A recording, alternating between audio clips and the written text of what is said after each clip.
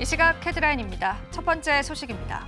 셀트리온이 골수정 치료 복제약 미국의 임상 3상 계획을 승인받았습니다. 바이오 시밀러로 개발 중인 CTP44의 글로벌 임상 3상 임상시험 계획서를 미국 FDA로부터 승인받았다라고 공시하기도 했습니다. 두 번째 헤드라인입니다. 27일 한국거래소에 따르면 한국 첨단 소재는 전거래일보다 29%까지나 오르면서 큰 폭으로 상승하고 있습니다. 이는 전날 미국 뉴욕 증시에서 양자 컴퓨터 관련 기업들이 강세를 보인 데 따른 것으로 풀이됩니다. 간밤에 리게티와 퀀텀 등 강세로 마감했고 양자 컴퓨터 관련 기업을 담은 ETF는 올해 57%나 상승했습니다. 세 번째 헤드라인입니다. 최근에 샘 올트먼뿐만 아니라 빌 게이츠 그리고 제프 베이조스의 아마존 창립자 등이 원전 관련 회사를 설립하거나 투자하고 있습니다. 이는 AI 발전을 촉구하는 데 필요한 전력 확보를 위해 원전이 필요하다는 일치된 견해가 있기 때문입니다. 그에 따라서 관련주들의 흐름도 주목해 보시면 좋겠는데요. 계속되는 소형 원전 투자에 관한 소식들은 들려온다라는 분석입니다. 마지막 헤드라인입니다. 국내 증시에서 외국인 투자자들이 4분기에만 11조 3,910억 원을 순매도한 것으로 나타났습니다. 더 큰 걱정은 원달러 환율이 5년 만에 최고치로 치솟으면서 국내 증시에서 외국인 자본 이탈의 가속도가 붙고 있다는 분석입니다.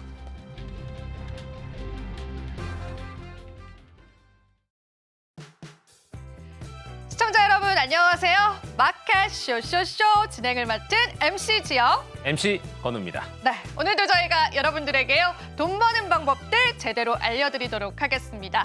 자, 오늘도 다양하게 저희와 함께 이 시간 즐겨주시면 되겠고요. 또 저희 방송에서 제공해드리는 정보는 투자 판단에 대한 조언일 뿐입니다. 가치 판단과 상승 하락 보장하고 있진 않다는 점 다시 한번 유의 부탁드립니다. 서울경제TV와 서울경제신문은 당사 브랜드이기도 합니다. 당사 사칭한 피해 사례도 있기 때문에 여러분들 그 부분도 유의해 주시면 감사하겠습니다. 자, 그렇다면 저희 오늘 어떤 이야기 나눌 건지 MC 건우님께 함께 여쭤보겠습니다. 저번에 저희가 뭐 했는지 기억나십니까? 어디 기억이 납니다. 빨리 네. 얘기해봐요. 땅을 보지 말고 앞을 보고 네. 얘기해요 네, 그렇습니다. 저번 주에 네. 뭐 했습니까? 저번 주에도 이제 연금 관련해서 네. 펫범도 했었고요. 네. 그래서 얘기를 나눴죠. 네. 그러니까 이제 네. 자식 같은 펫에 대해서 저희가 했잖아요. 근데 정작 중요한 자식이 빠졌다. 그렇죠. 네, 그래서 오늘은 어린이, 네, 자녀들에게 꼭 필수로 알아야 될 금융 상식에 대해서 저희가 오늘 준비했습니다. 네, 좋습니다. 벌써부터 궁금하지 않으신가요, 여러분? 저희 어린이 보험에 관해서 오늘 제대로 한번 알아보면서요. 여러분들께서 또 필요한 정보들만 쏙쏙 한번 골라보시면 되겠습니다. 자, 재테크 원데이 클래스 이제 본격적으로 함께 하겠습니다. 재테크 원데이 클래스 출발합니다.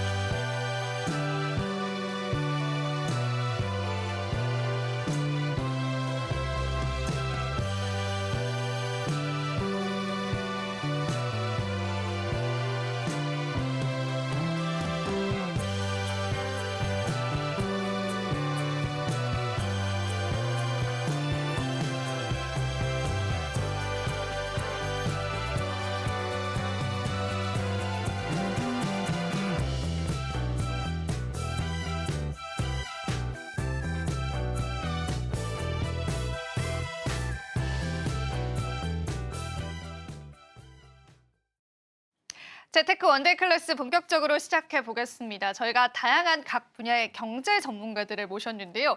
자, 우선은 개건우 대표님, 저희 네. 지난번에는 네. 저희가 어린이가 아니라 펫보험 이야기를 나눴었고요. 지금 간당간당한 아, 네. 숙지 좀 하고 와요. 네, 펫보험들 이야기를 나눴었고 네. 오늘은 또 특별히 어떤 내용들 나올 건지 한 번만 더 고지해 주시면 네, 감사할 앞에서 것 이제 같아요. 그 어린이 보험 얘기했는데 보험은 안 하고요.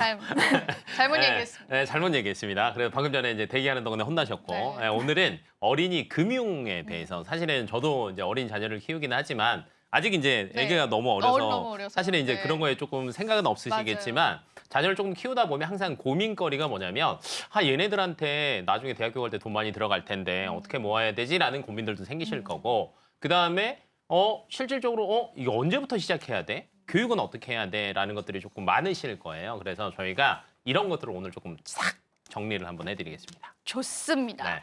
자, 기대가 됩니다. 많은 분들이 궁금해하실 것 같은 어린이 금융입니다. 그럼 오늘 모실 전문가님 소개를 하기에 네. 앞서서 어떤 분이신지.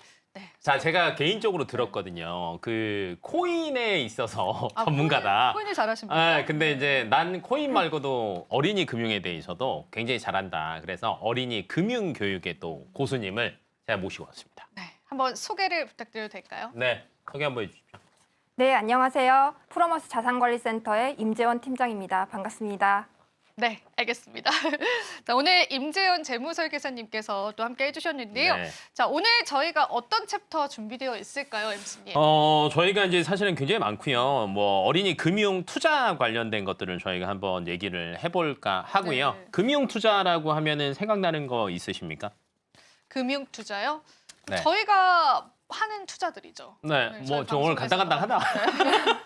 오늘 이거 일부러 빨간 펜 들고 왔어요. 아, 네. 네. 빨간 펜 선생님처럼 하나하나 이거 잘못한 거 있으면 뭐 X도 하고 네. 이거 하려고. 혼내시려고. 네, 정신 네. 똑바로 차리셔야 됩니다. 네, 오늘은 이제 어린이 금융 투자라고 하면 이제 증권사 생각들 많이 하실 거예요. 그래서 여러 가지 금융 투자 상품들에 대해서 어떻게 활용하고 어떻게 하면 좋을지에 대해서 저희가 한번 준비를 해봤고 첫 번째는 저희가 사실은 이제 전문가님이 어린이 금융교육 전문가라고 네, 했잖아요. 네, 그래서 전문가님이 금융 투자에 대해서 꼭 내가 먼저 해야 된다라고 얘기를 하시더라고요. 네, 스타트 한번 해보시죠. 네. 왜 굳이 금융 투자 상품을 왜일까요? 네, 어린이가 왜 해야 되냐? 내가 왜 해야 돼? 아, 네. 어린이 금융투자 꼭 해야 되는데요. 네. 요즘은 학부모님들 사이에서 많이 저한테 말씀하시는 게 아이들 어렸을 때부터 경제관념 만들어주고 싶다 이런 얘기 말씀 많이 하시거든요. 그런데 여기서 하시는 말씀이 그런데 어떻게 해야 될지 모르겠다. 정말 맞아요. 이런 얘기를 많이 하세요. 그래서 이런 거에 대해서 걱정을 덜어드리기 위해서 사실 오늘 이 시간 특별히 준비해봤습니다. 네, 좋습니다. 사실 저희가 통장 잔고가 많이들 없지 않습니까? 많은 일들로 좀 소비가 되는 것 같은데 네네. 이 어린이들의 저축 첫걸음을 어떻게 설계를 해줘야 될지 어떻게 하면 이제 경제관념을 제대로 좀 하나하나 단축 끼듯이 잘 해줘야 될지 그런 고민들이 좀 많아지는 것 같습니다. 오늘 그 부분에 관한 또 이야기를 좀 들어볼 수 있을까요? 네. 네. 나 짧고 굵게. 네. 짧게. 알겠습니다. 더 이상의 수식어가 필요하지 않다. 네, 그러면 한번 들려주세요. 빨리 질문을 던져라. 네, 한번 들려주시면 감사할 것 네. 같습니다. 네, 우리가 뭐부터 실천을 해야 될까요? 혹시 앵커님 자녀 있으세요? 네. 아, 그럼 혹시 정부 지원금 받아보셨어요? 받아봤죠. 아, 네. 이 정부 지원금만 모아도 2,760만 원이라는 네, 몇 년 목돈을 기준으로요? 목돈을 모을 수 있는데요. 생각보다 많다라고 느껴지지 않으세요? 아니, 야, 이렇게 욕심쟁이였다고? 아, 네. 아니, 공짜로 2,700만 원을 네, 뭐... 맞습니다. 맞습니다. 아, 네. 네, 맞습니다. 저는 두 초등학생을 네. 둔 부모인데요.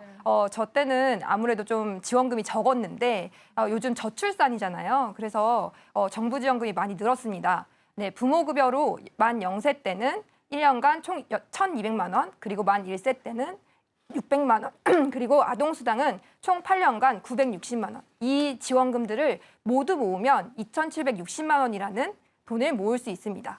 이 돈으로 아이들의 기초자산을 형성할 수 있다면 너무 좋겠죠. 네. 네, 너무 좋습니다. 근데 뭔가 적게 느껴지죠? 아닙니다. 야, 방금 전에 지금 네, 계속 뭔가- 그게 있는 거야. 네. 야, 이거 2,760만 원이면 조금 적은데? 네. 아닙니다. 그런 얘기 하려는 게 아니고요. 네. 진짜 모아놓으니까 너무 많은 많죠. 것 같아요. 네. 생각보다. 생각했던 것보다. 이걸 어떻게 좀 잘 활용을 할 수 있을까요? 이제 굴려보아야죠. 제가 그걸 설명해 드리려고 네. 하는데요. 맞아요. 근데 네. 이게 굴릴 때 문제가 뭐냐면 그래 잘 굴렸다고 쳐요. 네. 세금 나오잖아요. 아, 그 세금 맞아요. 네. 네. 세금 나오는 거 어떻게 해야 합니까?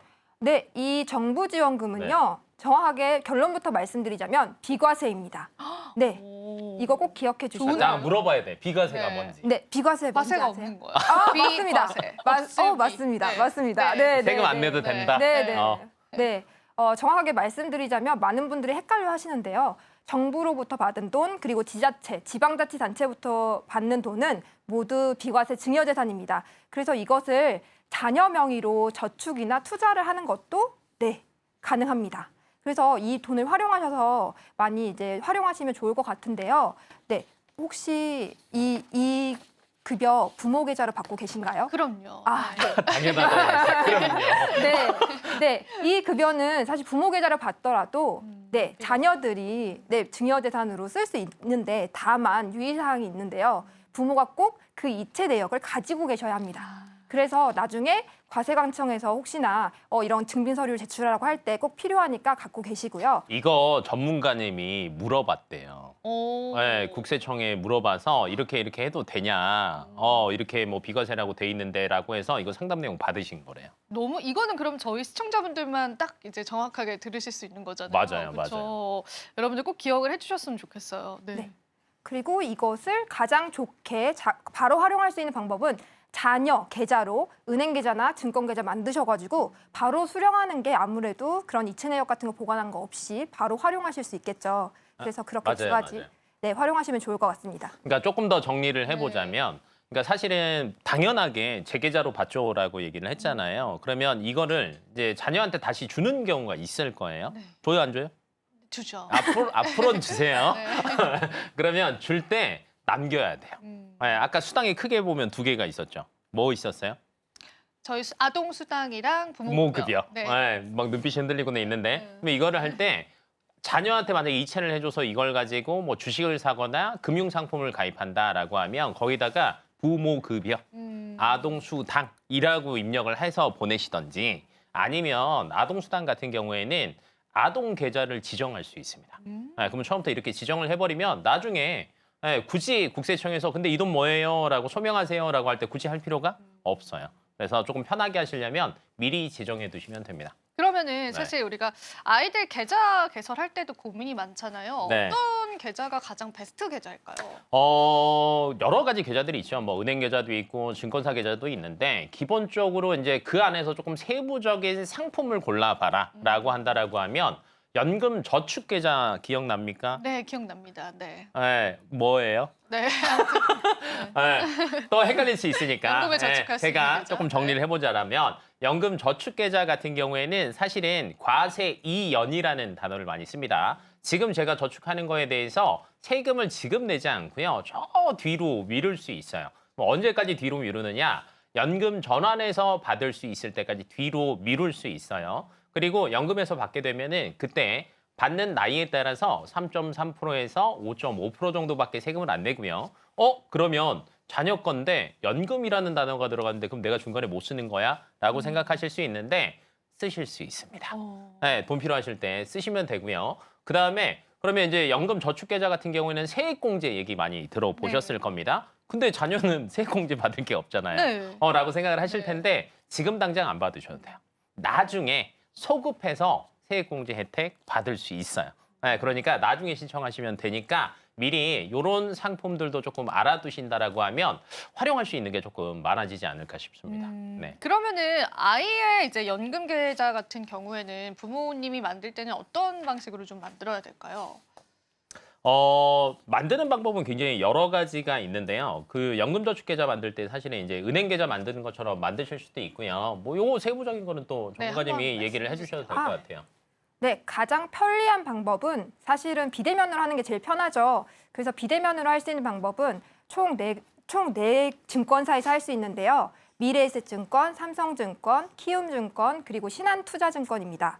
이 네 곳의 증권사에서는요, 세 가지만 갖고 있으면 바로 개설할 수 있는데요. 첫 번째가 기본증명서, 두 번째는 가족관계증명서, 세 번째는 부모 신분증입니다.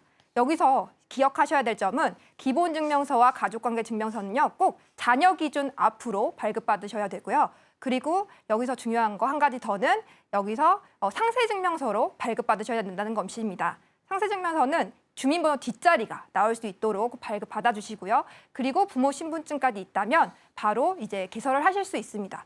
그런데 대면으로도 안 되냐? 대면은 가능하죠. 모든 증권사에서 가능한데요.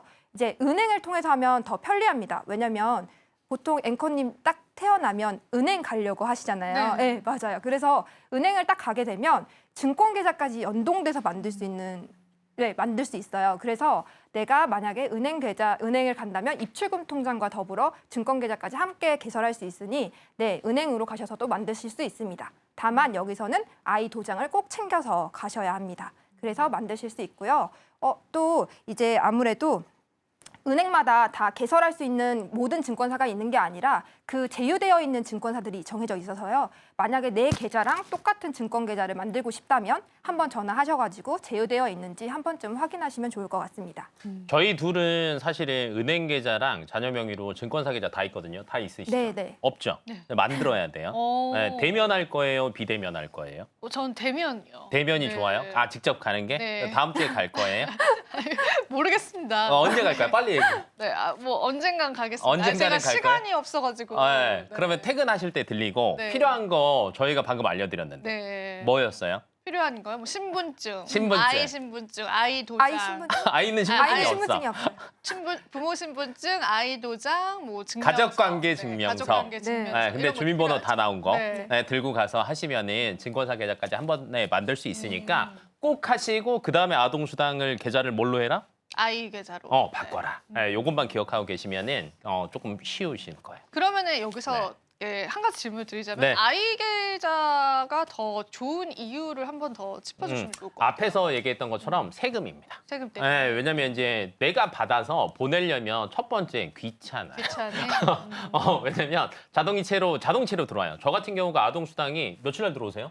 25일. 맞아요. 네. 아동수당이 25일 날 들어오거든요. 심지어 따로 들어옵니다. 근데 뭐 예를 들면 이제 저희 첫째 이름 뭐 길봄 아동수당, 뭐 길이 든 아동수당 이렇게 나오는 게 아니라 아동수당 이러고 따로 들어와요. 근데 이거를 저도 애들 계좌로 또 옮겨야 되잖아요. 네, 귀찮으니까. 귀찮아요. 네, 근데 이제 저는 어차피 제가 한 달에 30만 원을 보내요. 네, 근데 이제 보낼 때 그냥 아동수당이라고 이름해서 한 번에 보냅니다. 네, 그렇게 하는 게 이제 저는 그래도 괜찮아서 하고 있는데 대부분은 귀찮아하세요. 네. 그래서 아예 처음부터 설정을 해두시면은 나중에 국세청에서 야 근데 이 돈 뭐예요? 라는 질문을 저한테 아예 안 합니다. 그거 딱 보고 나라에서 준 걸 가지고 여기 넣었구나. 그러면 이제 그 사람들도 이렇게 볼 거 아니에요. 나라에서 준 거니까 비과세니까 굳이 물어볼 필요 없겠구나 하고 넘어가요. 이제 한 거 보니까 하겠네. 꿀팁을 전수를 해주셨습니다. 네. 자, 그러면 이런 의문도 좀 들 것 같아요. 네. 이미 이제 자녀에 관련한 수당을 다 받으셨던 분들께서는 음. 그런 상황에서는 어떤 또 우리가 전략들을 가져가야 될까요? 그럼 예를 들면 이런 거지요. 나라에서 2,760만 원을 줬는데 이미 내가 다 써버렸어. 아이를 위해? 네, 아이를 위해서 썼어. 네, 아니면 부모가 따로 저축을 해두신 분도 있어요. 그러면 그거를 한 번에 증여하시면 됩니다. 네, 한 번에. 네, 근데 아차 내가 너무 한 번에 하려고 했는데 우리 집에 얼마 전에 이사해가지고 목돈이 돈이 들어가서 이 집의 일부분도 너의 소유니까 같이 좀 보탰다 하시는 분들도 있을 거예요. 이런 분들 같은 경우는 사실 한 번에 2천만 원 증여하는 거 쉽지 않잖아요. 그러면 이거를 나눠서 증여하겠습니다라고 신청할 수 있어요. 그게 뭐냐면 유기 정기금 증여라는 방식이 있습니다. 네, 말이 조금 어려워서 네, 어렵네요. 헷갈리실 수 네. 있을 텐데 그냥 단순하게 이렇게 생각하시면 돼요. 나 2천만 원에 한 번에 증여 안 하고 9년 9개월에 나눠서 매달 20만 원씩 증여할게라고 제가 신청을 할 수 있어요. 미리 신청하면 뭐가 좋냐? 현재 가치로 증여를 하기 때문에 나중에 여기 현재 가치 계산이랑 나중 가치 계산 있잖아요. 실질적으로는 300만 원 정도를 더 세이브해서 세금으로 따지면 거의 이제 저게 한 10%니까 30만 원 정도죠. 세금을 조금 더 아낄 수 있어요. 그래서 유기 정기금 증여 방식을 선택해서 증여하겠다라고 하면요. 뭐 조금 더 플러스 알파 하는 혜택들이 있습니다. 네. 그러면은 유기 정기금 증여 방식 이거 발음이 어렵긴 한데요. 어떻게 저희가 신고를 할 수 있는지 신고 절차들도 말씀해 주시죠. 네, 절차도 이제 제가 조금 정리를 한번 해볼게요. 정리하는 거는요, 만약에 이제 미리 내가 이미 증여를 했다라고 하시는 분들은 증여세 신고는요, 원래 증여하고 나서 3개월 이내에 신고를 하셔야 돼요. 근데 이제 만약에 너무 지나버렸다, 그래도 신고를 하시는 게 좋고요. 그다음에 이제 유기정기금 증여를 제가 선택한다라고 했잖아요. 그럼 여기에 꼭 들어가야 되는 서류가 있습니다. 유기정기금 평가 명세서라는 게 있어요. 그다음에 증여계약서, 그다음에 가족관계 증명서, 그다음에 아이의 공인인증서. 아까 증권사 계좌 만들면은 공인인증서 따로 또 받으실 수 있거든요. 네. 그래서 요것만 있다라고 하면 활용하실 수 있고요. 그러면 이제 예를 들면 나는 아직까지 자녀 거 증권사 계좌도 안 만들었다라고 하시는 분들은 요거 다시 보기로 조금 전으로 다시 돌아가서 네. 은행 계좌 만들고 증권사 계좌 만들고 그다음에 공인인증서 하고 그다음에 이거에 대해서 기존에 자녀 명의로 저축해둔 게 있으면은 이거를 한 번에 증여를 하면서 유기정기금 신고라고 하는 걸 하시면은 세금 혜택 보실 수 있습니다. 네. 그럼 우리가 지금까지는 이런 목돈들을 어떻게 잘 활용하는지를 네. 이야기를 들었다면은 그 다음에 또 궁금해지는 거는 우리가 이걸 어떻게 잘 굴릴 수 있을까? 좋은 투자처가 있을까? 그 질문 부분들, 좋습니다. 네. 어. 필요할 것 같아요. 가만히 네. 두는 게 사실은 좀 아깝기도 하잖아요. 어떻게 좀 그런 방안들 있을까요? 네. 여쭤보는 겁니다. 네. 네. 네, 많은 상품들이 있는데요. 우선 증권사부터 말씀을 드리자면, 네, 저는 미국 주식을 아예 간접 투자와 직접 투자 둘 다 하시기를 추천드리는데요. 앞서 설명드렸던 연금저축 계좌는 사실 간접 투자입니다. 펀드나 ETF만 투자가 가능하거든요. 그런데 이것의 수익에 대해서는 과세가 없다는 장점이 있지만 특정 종목, 우리가 흔히 아는 애플, 엔비디아, 브로드컴과 같은 이런 특정 종목들은 투자를 할 수가 없어요. 그래서 ETF로 사면 돼요. 그럼요. 가능하죠. 하지만 아무래도 이제 특정 종목을 모아주시고 싶으신 부모님도 계시기 때문에 만약에 그걸 원하신다고 하면 일반 종합 매매 계좌를 함께 개설하셔서 적절히 분산해서 투자하시면 좋을 것 같습니다. 네.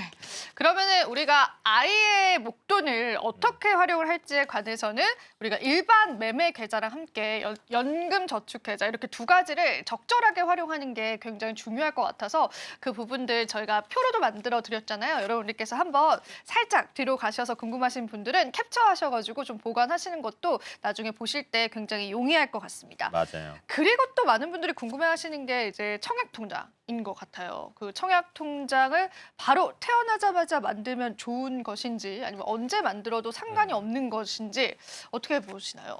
네, 앵커님 혹시 청약통장 만드셨나요? 제 거는 있습니다. 자녀분 거는 네, 그렇구나. 그러면 제가 한번 퀴즈를 내보겠습니다. 네. 자, 아이 청약통장 언제 만드는 게 좋을까요? 1번 태어났을 때, 2번 중2 때, 3번 고등학교 때. 2번 중2 때요. 왜 그렇게 생각하세요? 저희 어머니가 그때 만들어 주셨어요. 어머니가 우와, 빠르셨네요. 그때는 너무 빨랐지. 네, 그렇죠. 그때 그때는 너무 빨리 그때 그때 안 했어도 그래요? 맞아요. 하지만 정답입니다. 정답입니까? 중2 생일 때 만들어주시는 게 가장 좋은데요. 원래 과거에는 인정기간이 2년이었는데 2024년 7월부터 인정기간이 5년으로 늘어나면서 미성년자 인정기간이 5년 되면서 아이가 만 14세 됐을 때 개설을 하시면 이 인정을 모두 다 받으실 수 있습니다. 그래서 이 통장을 활용하시면 좋을 것 같은데요. 그럼 한 가지만 더 여쭤볼게요. 네. 청약 금액 얼마나 넣으면 좋을까요? 지금 불안불안하다. 그 다달이요? 네. 다달이는 10만 원이죠. 왜요? 그게 이제 상한선 아닙니까? 아닙니까? 기준 예, 아닙니까? 올랐습니다. 올랐나요? 네. 제가 네. 업데이트가 안 돼 있네요. 비웃어 듯해요? 네, 제가 업데이트가 안 돼 있네요. 아닙니다. 네. 올랐는데요. 대표님 혹시 얼마나 넣으실 저는 생각이신가요? 답을 알죠. 네, 하지만 5만 원 하면 돼요. 네. 5만 원이에요? 네, 아니요.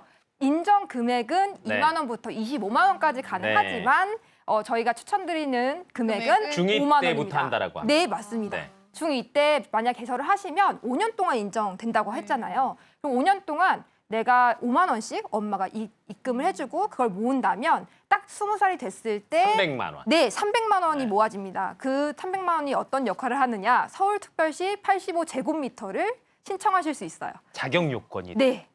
그래서 이거를 딱 만드셔서 여력이 되신다면 자녀에게 20살 선물로 주면 참 좋겠죠.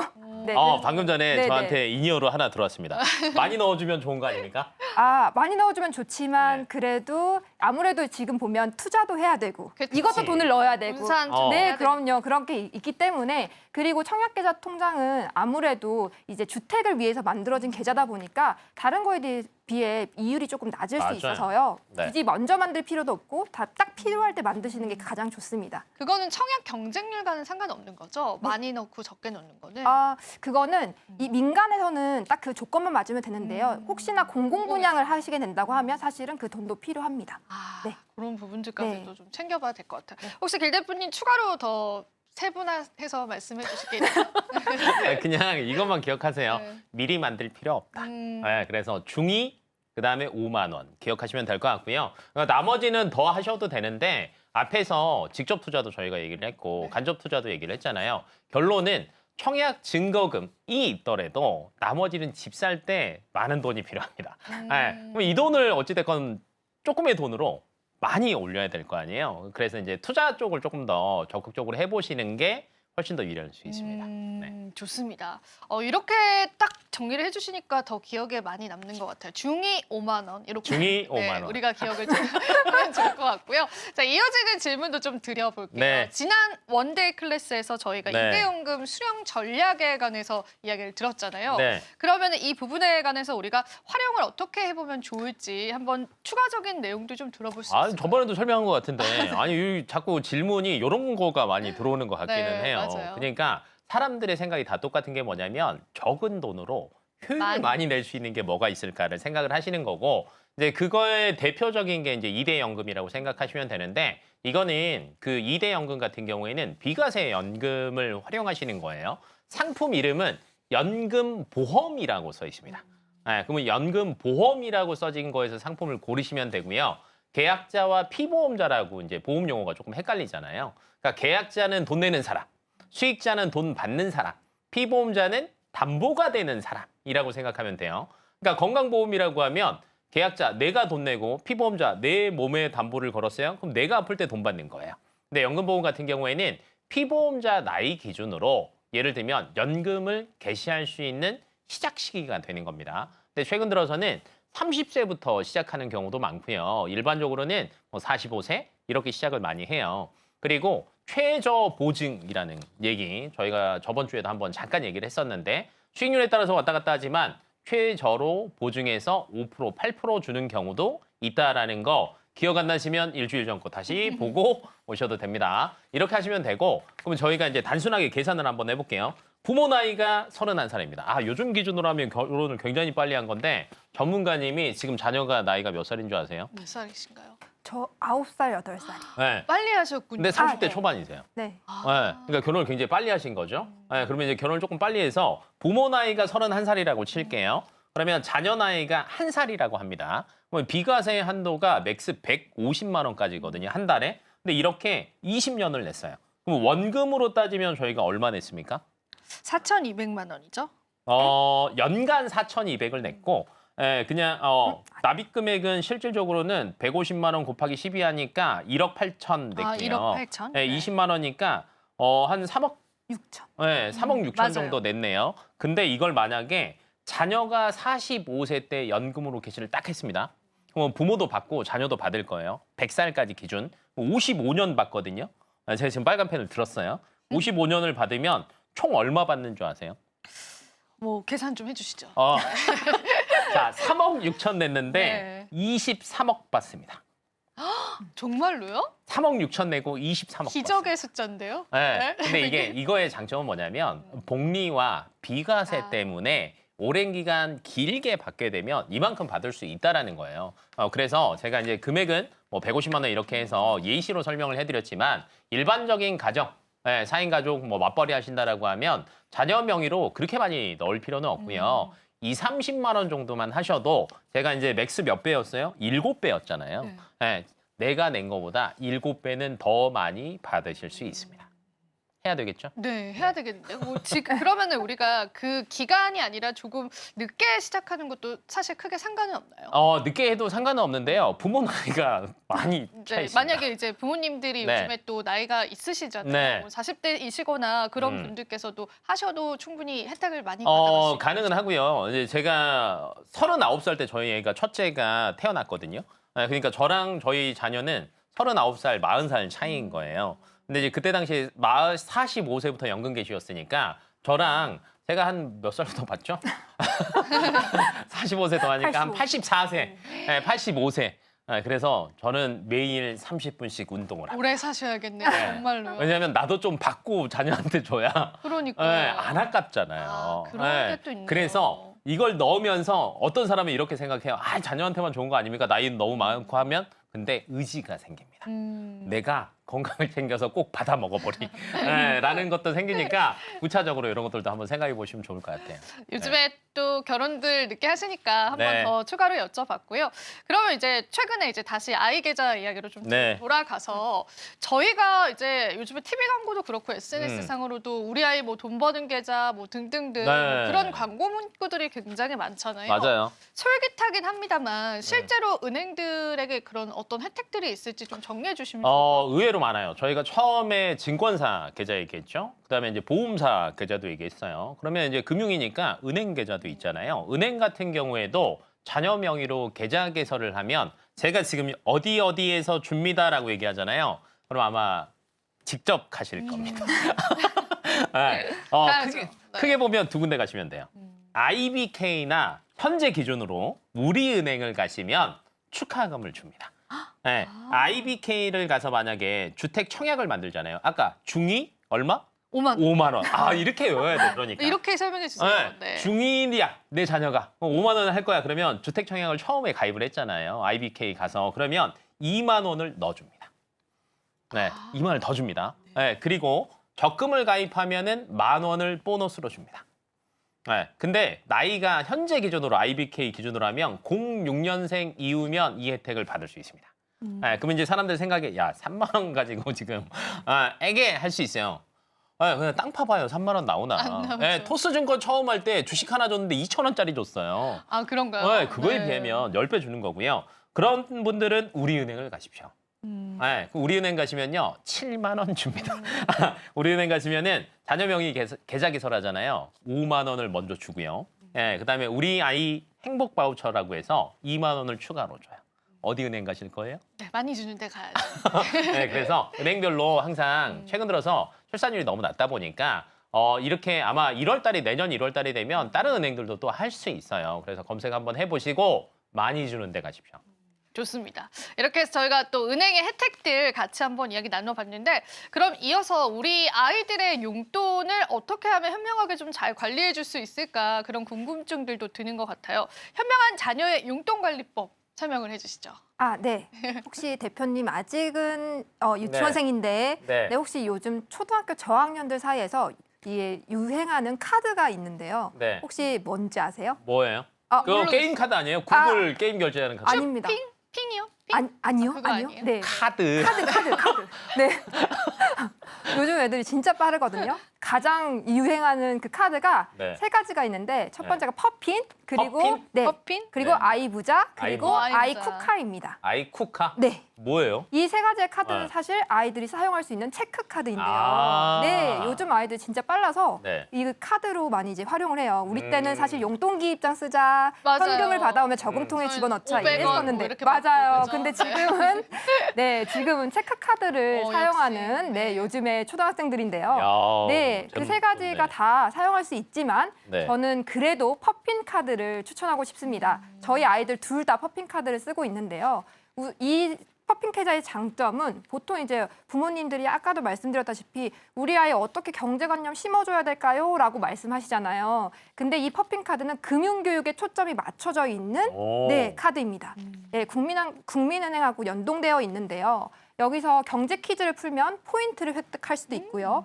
교통카드로도 활용할 수 있고 온라인으로 결제도 가능합니다. 아, 포인트를 현금화해서? 네, 현금화는 오. 못합니다. 바로 아. 결제로만 가능해요. 오. 그러니까 아이들이 퀴즈를 잘 풀면 포인트를 줘서 그거를 편의점 같은 데서 결제도 할 수 있고 네, 실제로 사용할 수 있게 해주니까 아이들이 배울 수도 있고요. 또 모의 투자가 가능해요. 주식 오호. 모의 투자가 가능해서 거기에 보면은 뭐 소비재, 금융, 부동산 섹터가 다 나눠져 있어서 네. 그런 섹터들이 어떤 의미를 갖고 있는지 다 써져 있고요. 거기에 그 밑에 다 분류되어 있습니다. 어른들도 잘 모르는 브로드컴이 어디에 섹터에 있는지, 인컴 주식은 어디에 있는지 이렇게 다 나눠져 있어서 부모님도 사실 같이 보면은 도움이 공부하시면 되겠어요. 네, 근데 그거를 2,000달러를 주면서 모의로 투자할 수 있게 해주니 아이들이 간접 체험을 또 할 수 있어서 되게 좋아요.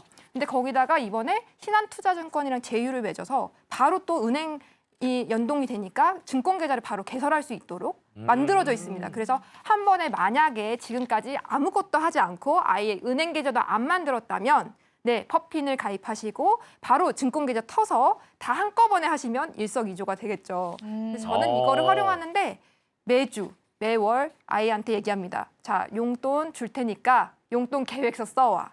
이제 그냥 용돈 주시면 안 되고요. 사실 제일 좋은 거는 용돈 주시기 전에 어떻게 소비할지, 어떻게 투자할지, 어떻게 저축할지 계획서를 꼭 받으신 후에 꼭 지급하시길 바랍니다. 이건 팁입니다. 아, 나보다 더 빡빡한 부모 같아. 네. 저 무서워가지고. 네. 무서울 것 같은데요, 어머니. 네. 네. 하지만 경제 교육은 확실할 것 맞아요. 같습니다. 네. 왜 그러냐면 저희들도 이제 어찌 됐건 성인이잖아요. 근데 성인 돼서 가장 아쉬웠던 것 중에 하나가 뭐냐면 우리 학교 다닐 때 왜 경제 교육이랑 금융 교육은 없었을까라는 게 사실은 저는 가장 아쉽더라고요. 왜냐하면 살다 보면 제일 필요한 게 사실은 경제랑 금융 교육이거든요. 네. 근데 누가 이거 대신 시켜준다라고 하면 부모들 입장에서는 저는 편할 것 같아요. 네, KB, 퍼핀 퍼핀 기억하고 카드? 있겠습니다. 네. 저도 이건 몰랐어요. 모르셨어요? 네, 저도 몰랐어요. 재테크의 왕님이 모르셨네요. 뭐 왕 다 압니까? 네, 그렇습니다. 자, 그러면은 이제 다음 이야기로 좀 넘어가 보겠습니다. 네. 우리가 ISA 계좌 이야기는 정말 첫 시간부터 자주 이야기를 나눴습니다. 네. 미성년자들도 이 계좌를 가입을 할 수 있을까요? 실제로? 지금 어디서 이제 하나 또 기억이 딱 나가지고 네. 이것도 되냐 안 되냐. ISA 계좌의 최대 장점은 뭐다? 세제 혜택. 세금 혜택. 네, 근데 이제 세제 혜택을 하는데 근로자 돈을 벌어야지만 가입할 수 있습니다. 만약에 이제 자녀가 뭐 나이가 15세 이상인 경우가 됐다라고 쳐요. 가입할 수 있어요. 돈만 벌고 있다라고 하면. 근데 여기 뭐라고 나와요?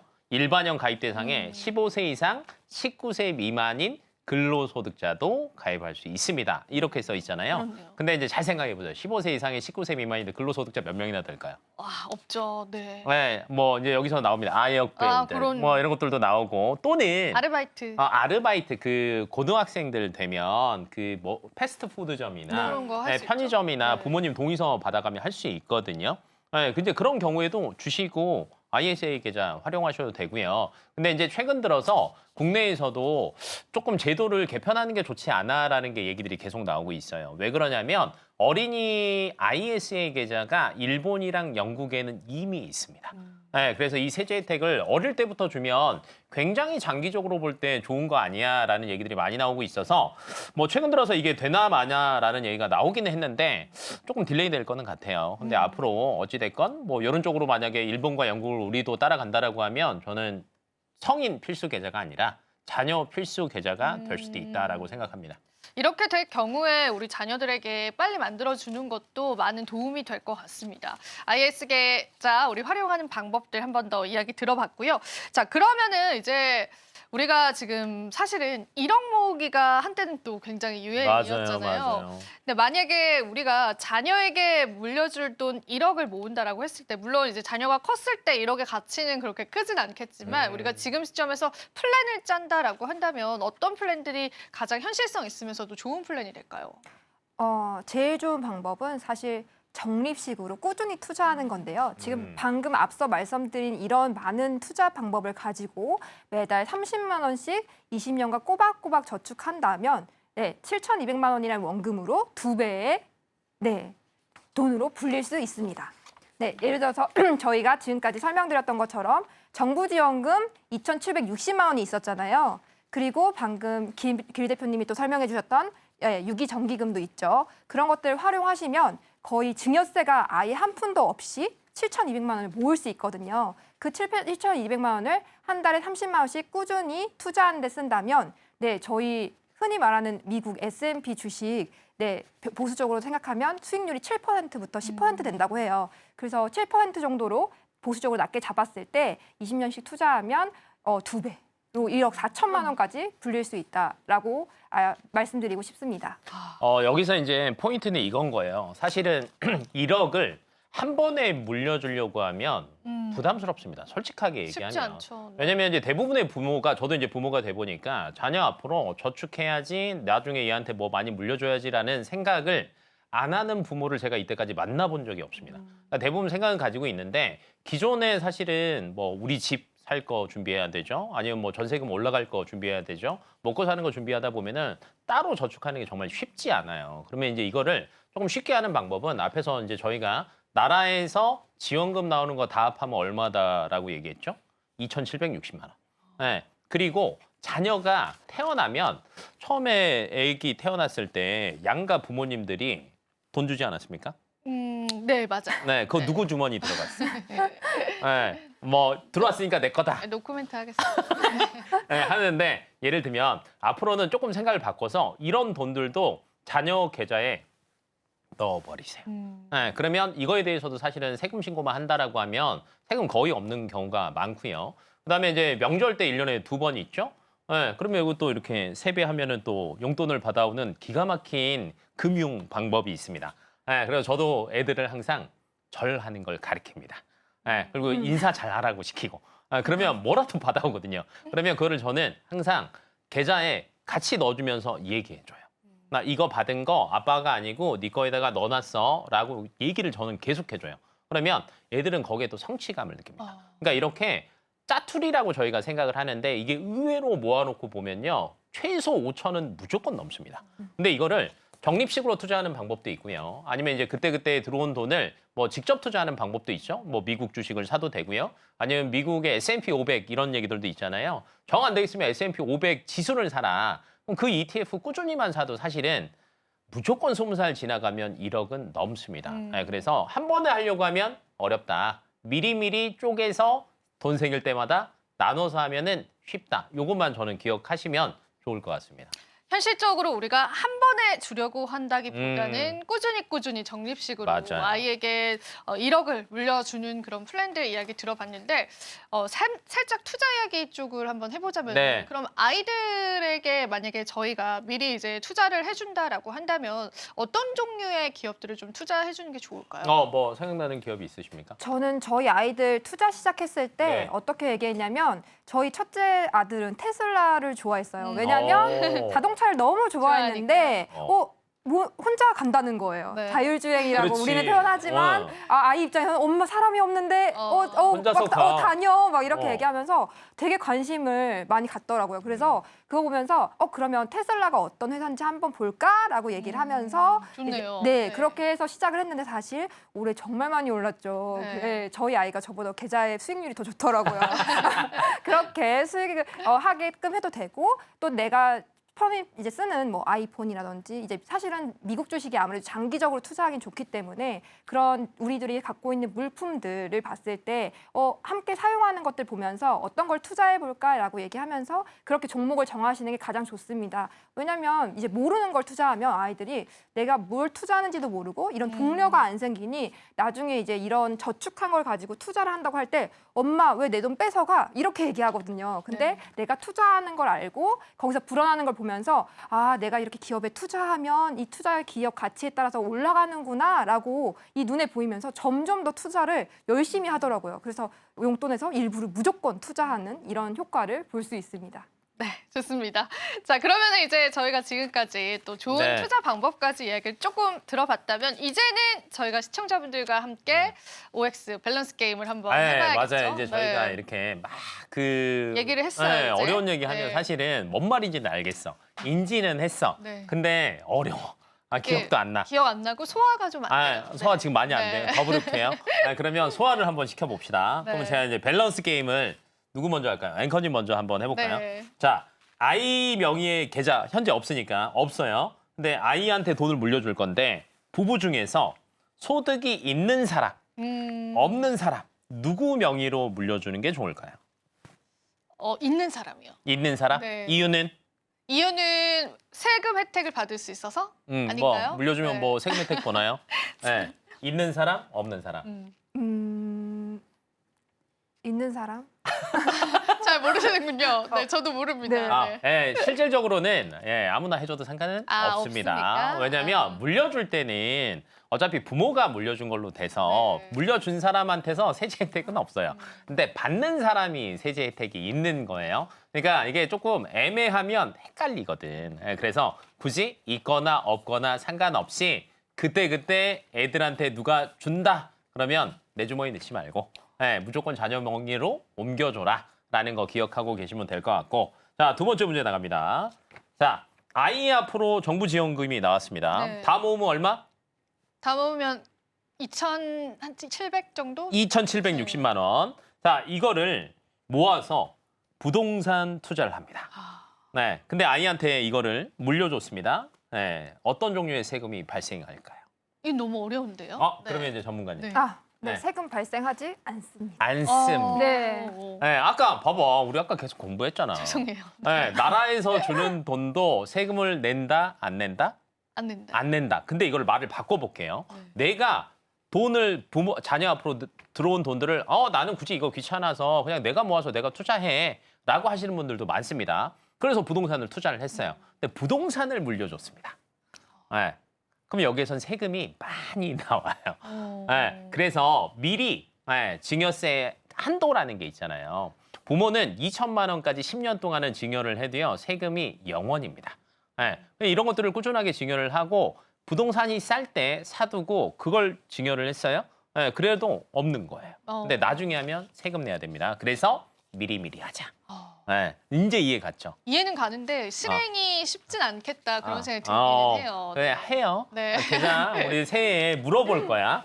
네. 네. 자, 그다음 만약에 부동산 후자 네. 내가 따로 모아서 부동산을 투자를 해서 줬습니다. 부동산 자체를. 자, 이 세금은 부모가 낼까요? 자녀가 낼까요? 이거는 자녀가 내지 않을까요? 증여받은 사람이. 네. 내야죠. 수증자라고 얘기합니다. 수증자가. 네, 혜택을 보는 사람. 근데 여기에서 이제 질문이 아주 또 기가 막힌 게 기가 여기에 또 막히게. 들어왔습니다. 돈이 없으면 어떡해요? 네, 그러면 또 돈을 빌려줘야 돼요. 그냥 네, 그러면 빌려주고 이자 받아야 돼요. 이자를 안 받잖아요. 또 증여한 걸로 봅니다. 네, 그럼 또 증여세가 또 나옵니다. 네, 그래서 미리미리 줘요.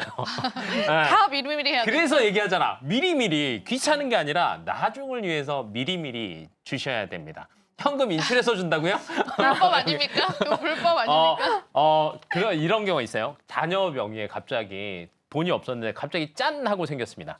그럼 누가 봐도 냄새가 나지 않나요? 그렇죠, 그렇죠. 네, 네. 그래서 그러면 이거 어디서 난 건지 소명해야죠. 네가 네. 소명해. 그래서 결론 또 증여세를 냅니다. 네, 근데 거기에 거짓말하려고 했으니까 가산세를 또 냅니다. 네, 그래서 미리미리를 기억하시면 될 것 같고 다음 문제 나갑니다. 네. 아직 시간 있죠? 네. 네. 자녀의 목돈을 대신 굴려서 수익이 났습니다. 근데 여기에서 원금이랑 수익금이 다 예를 들면 이제 아까 부동산을 물려줬는데 그래 부동산 조금 그러니까 나는 주식을 조금 잘해. 그리고 요새 시장 괜찮잖아. 주식으로 돈을 벌었어요.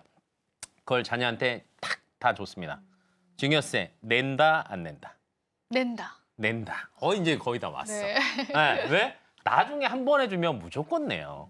근데 더 정확하게 얘기하자면 한 번에 줄 때 증여세 한도 2천만 원은 빼고 나머지에 대해서 세금을 냅니다. 네, 그러면 예를 들면 아까 전문가님이 얘기하셨죠?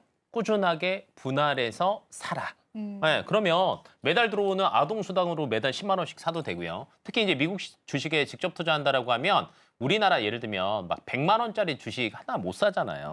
네, 근데 미국 주식은요 소수점 투자가 잘 됩니다. 네, 그래서 그냥 내가 갖춘 금액만큼 꾸준하게 사시면 돼요. 그러면 얘네들이 예를 들면 워렌 버핏이 제일 잘하는 게 뭐냐라고 하면요 해자가 있는 기업. 그러니까 아무도 침범을 못하는 기업을 정말 꾸준하게 보유합니다. 그렇죠. 네, 그러니까 5년 뒤, 10년 뒤 요즘에 보니까 그런 얘기들이 있더라고요. 10년 전에 1억을 투자해서 여기에 했다라고 하면 이만큼이야 현재라는 게 있는데 최근에 많이 회자가 되는 게 엔비디아. 예를 들면 10년 전에 엔비디아 1억 투자했으면 지금 뭐 200억이야. 비트코인도 요즘에 나오더라고요. 300억이야. 근데 삼성전자 샀다. 그러면 3억. SK하이닉스 조금 더 높습니다. 10억. 근데 저희가 저희 부모님 세대들 중에 보면 한전 좋아하시는 분들이 있어요. 한전 샀잖아요. 반토막.